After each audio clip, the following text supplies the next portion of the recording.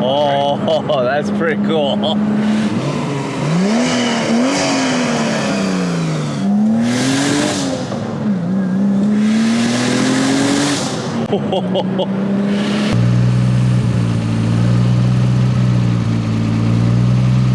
Yeah, this was extremely random. We're at a gas station. My buddy's filling up his E30. Then your buddy comes to my car and says, "Sick car." I'm like, "Oh, do you work for BC Racing?" He's like, "No, but I'm with Larry." And I'm like, Larry? I'm like, "Yeah, he's over there." I'm like, "Get the hell out of here." Random enough, we're all leaving grid life and we run into each other. So here we are. Here we are. Here we are. And I am thoroughly offended. You offended me. All right, well, that's job well done, I guess. Yeah, because you guys live to offend.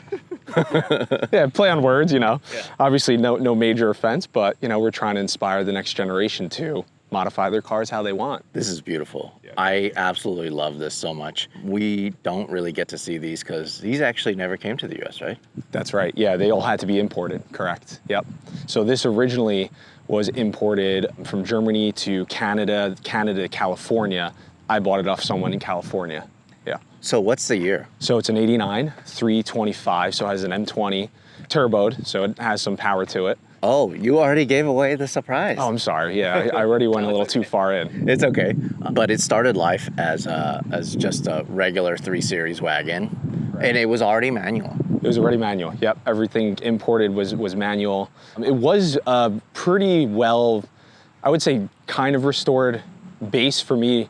I just wanted to honestly build the kit. Didn't really want to tinker with too much. I mean, I put some Recaros in there, upgraded the turbo, and then yeah, my world was the aesthetics. Yeah. So then, what's the story with this? Because you guys came out with the E30 kit as like the launch kit for your brand, yeah, right? And I was very lucky to be able to be there, you know, to get a lot of the first photos of it in public. In fact, Kaisa was still putting on stickers.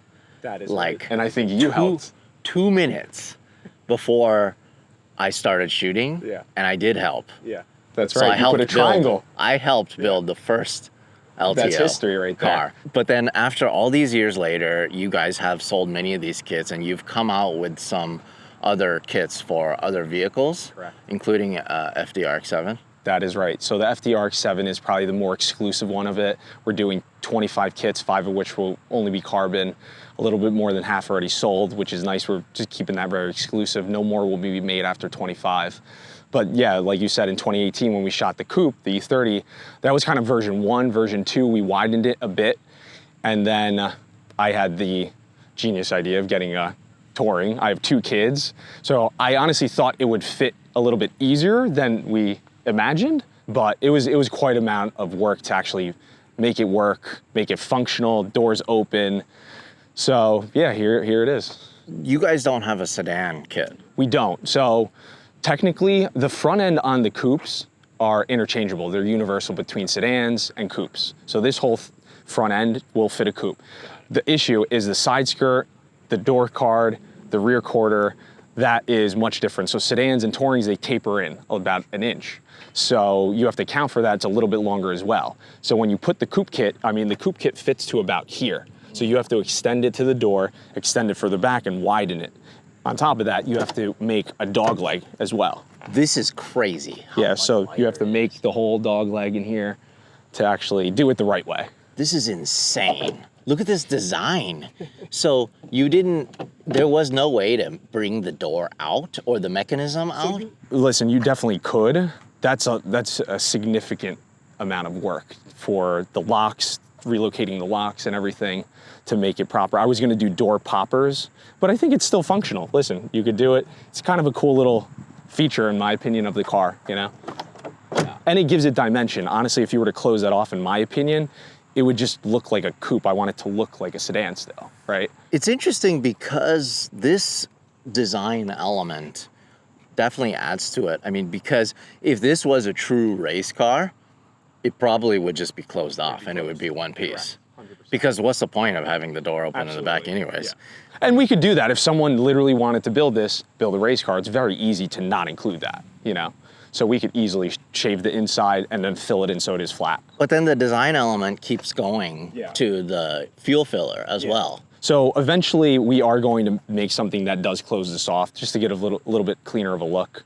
So this is not for sale yet? No, I don't think it'll ever be for sale. This is my pride and joy. Like I said, I have 2 kids. No, I mean the kit. Oh, no, sorry, yeah. So the kit is not for sale. We did some testing to see if people wanted it, and right now it just doesn't make financial sense to just build molds out to sell 10 kits, right? Yeah. So the coupe kits are a little bit more. And I had a chance to shoot a couple of the E36s that you guys have, the kits that you have sold already, and man, talk about transforming that car. Yeah. It's so cool to see you guys bring like this sort of design element onto just a little bit of newer chassis. Yeah. Yeah. And we have some things in the works for newer chassis. So yeah, we're not in a rush to just flood the market. We want to choose the right cars. So let's talk about what else you changed on here. You guys made these louvers. So I made this louver, carbon fiber. There is a spoiler that goes on, but actually I did take it off so we could manufacture that because we have a lot of interest in that just in Europe and in the US. Yeah, because it's just pick and choose. Yeah, these are little pieces that you just add onto a stock car now. So they did this in carbon for me. This isn't for sale, but this diffuser is the same diffuser that you could use on a coupe. So luckily we did luck out with that. Yeah, that is universal. And then this is just insane. So the fins, we did have to extend from the coupe. They are a little bit wider to actually fill in this section. But really the biggest challenge was sectioning this, the door handle, and then like I said, the dog leg, like building all this and the side skirt. How much did you have to cut to get this to actually work? So as you could see right here, for the sedans, you're limited to this section here. On the coupe, you could actually cut up to the stock body line over here. But for the sedan, see where the door jamb is here? Right. So you had to cut right here. So that's why it's sitting on the tire here. So technically, we can increase to that much on the coupe. So you can get it a little bit lower on the coupes. But again, on the sedans, you're limited.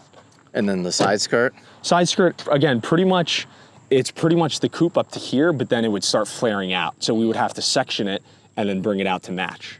And that's it. And like I said, the door card was here and you have to bring it up to the door line. And what about the mirrors? These are coupe mirrors. I mean, I just got these cup mirrors online. Yeah, nothing special that we manufactured. And then so the entire front end, including? Entire front end. So fender and the front valence, spoiler, that's all universal between the sedans and coupes. Yeah. This was originally a red car? Originally Hellride, yeah. And then you body matched it instead of? Correct. It actually looks really good. Looks good, right? It looks very good. So was the condition of the car pretty good? Yeah, when I bought the car, the condition was as immaculate as I could get it. I didn't want to really tinker with doing a full resto and then doing this on top of it. I wanted to just focus on the aesthetics and the kit and the wheels and the fitment. So, but now I want to add my flavor, right? So in the winter, we're going to redo the interior a little bit. I love that these fins match the color of your wheels. Yeah, that was my subtle touch. I definitely wanted it to match that. So nice. I love these wheels so much. So tell me the story about these wheels. Just the traditional look for E30s, in my opinion, right? The old DTMs, the E50s, had custom specs on them, obviously. Magnesium centers, and they're 17 by 9.5, 17 by 13, -70 in the rear. Yeah, it's nice. You have a little bit of a accent that you can put on it too. Yeah. You guys actually built some aero discs. Yeah, that is correct. I mean, I could show you these really quick. Sorry for the trunk. It's a little okay. Coming back from grid life. So these are custom functional aero discs. Yeah. I can't believe how deep that is. So if you get a sense, you could see by the wheel. So how do you mount these? So these are mounted with a system over here, right? Mm-hmm. So these bolts essentially lock onto the lug. Once they lock onto the lug, you screw this part in and it locks on with the center lock as well. So it looks like it has a center lock. It's not like a fully functional center lock, I'd say, but it looks the part. But I mean, these are to code in Germany, these wheel locks. So once you bolt them on, they are fully secured and fully functional. Yeah, the guy did it. His name's Tony from GEP, and you could just get a sense of how it looks so cool. Right. So once they're mocked up. Whoa, and it doesn't hit or anything here. No. It's just so close. Yeah. Again, I gave him all the CAD specs of the wheels, so it's perfect match to these wheels. Can we take a look at the engine bay? Yeah, absolutely. So the engine is an M20, just studs and gaskets upgraded, and then a precision 5858. So nothing crazy. An M20 could Handle the boost, it's running 15 pounds, so it's about 330, 350 maybe to the wheels. It's so clean. But it's clean. It's very, very clean. This is, like, you take your kids around in this car? Yeah, that's it. I put them in the back. They love when I drive them to school in it. That's the whole point of it. I don't need 800 horsepower with this. You're like the dad with the cool car. Yeah, my new license plate might be Dad Bod. I was thinking that, yeah. It's really, really, really clean. Yeah, thank you. And you got an airlift suspension Airlift setup suspension. Here. Yeah, I dampened them all the way hard, so. You actually took this on Lime Rock for like a parade lap. How was that? Honestly, it kind of got me a little hooked on the idea of bringing it a little bit more often on a track. Because again, it handled fine. Obviously, Airlift, they've tested their stuff on tracks as well. And, you know, I'm not going to professionally race, but if I could do some track rentals and enjoy it, that's the purpose of it as well. Can we take a look at the inside? Just open that door. So the seats are seats Recaros from a 930, actually. Yeah, obviously mint condition. I am going to get them reupholstered over the winter, do like a peanut butter interior to almost like match the wheels. But as you can see, I mean, the interior was reupholstered. And that's all I need. I don't need much in this car. Once you do that, it's clean. I wouldn't expect anything less from you, honestly. Well, thank you. It's one thing to be somebody that's supporting car culture by making aftermarket kits. Yeah. I guess giving the blank canvas for people to build off of. Yeah.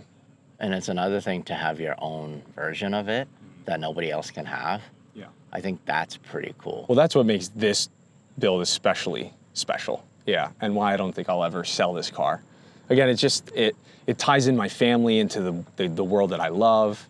You know, I go to shows, Cars and Coffee with them, and it's just bringing it all in. There's something special about this as a wagon, too. I think I've seen 3 in the US now, and this would be the 4th. They're just not that common, and it's like you have to put in so much effort to import one. Yeah. For it to be maybe a not so special car to most people, you know? What do people say when they see you driving this thing? They honestly ask, what is it? That's their first concept. A couple people that don't know might say it's like, is this an E30 M3 Touring? And no, you know? But yeah, honestly, people have no idea what model it is.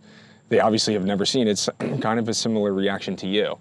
And honestly, after having the coupe, I wanted to stay in the E30 family. I was thinking about doing a sedan, but again, having kids, station wagons, I feel like Tourings, it was also I'm just a big fan. If I could own a lineup of Tourings and station wagons, that's what I would own. But yeah, I think it's a versatile car, it's different. Well, thank you so much. Thanks, Larry. I love seeing this. It's just such a cool build. It looks incredible. You just added to the uniqueness of this vehicle. Yeah, I hope so. Can you start it? Yeah, of course. It's actually really loud. I'm surprised. You know, it has the traditional M20 sound, but with the turbo, it's such a fun sound to play around with. See, it's not obnoxious. It's nice. But it's nice. Has a little whistle. Yeah. External wastegate, so it makes all the fun sounds. Honestly, my son absolutely loves the joy of hearing the turbo. And when it spools, you don't even need to get on it that much, just the spool, Let's just go for a quick rip. You had me at turbo sounds. Well, that's what gets everyone, right? Yeah. Turbo noises. Turbo noises. Ooh.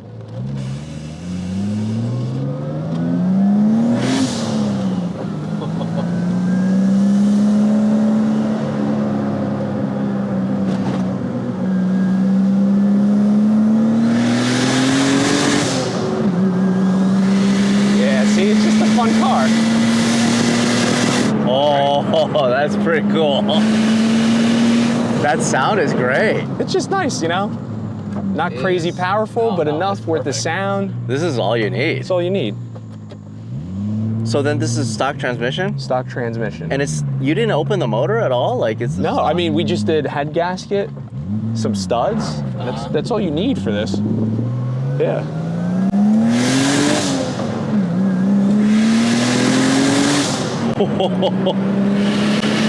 All the turbo noises. It's fun. I would have never guessed a wagon could make that sound. I know, it's just fun. It's a fun sound, man. I have a feeling that I want to do all motor, but it would have to be the right motor. I'm thinking S85 eventually, but I'll have time to do that. I kind of like the sound. I like it. It stays true to the car, right? Yeah. Thank you so much for showing it to us. No, thank you, Larry. Appreciate it. Thanks for running into us in this gas station right here. That gas station right there. We're filming right here. Hey, thanks for watching. If you want to support us directly, go to larrychenprints.com. I print and sign every single one of these. This is the perfect gift, or it's the perfect piece of art for your wall.